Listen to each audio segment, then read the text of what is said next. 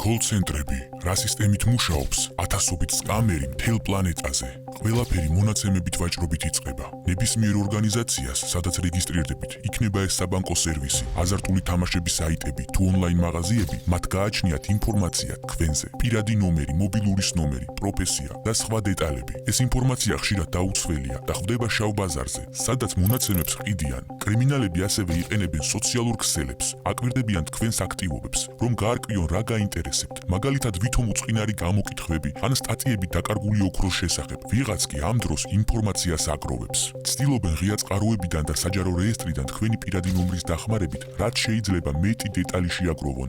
რესურსის დამუშავების შემდეგ მათ აქვთ არა მხოლოდ თქვენი მონაცემები, არამედ თქვენი ფსიქოტიპი და მასზე დაფუძნებული სტრატეგია. ამის შემდეგ ხორციელდება ზარი თქვენთან. ახლა როცა იცით როგორ მუშაობს ეს ბნელი სისტემა, თქვენ გაქვთ ძალა ამოიცნოთ მათი ტაქტიკა.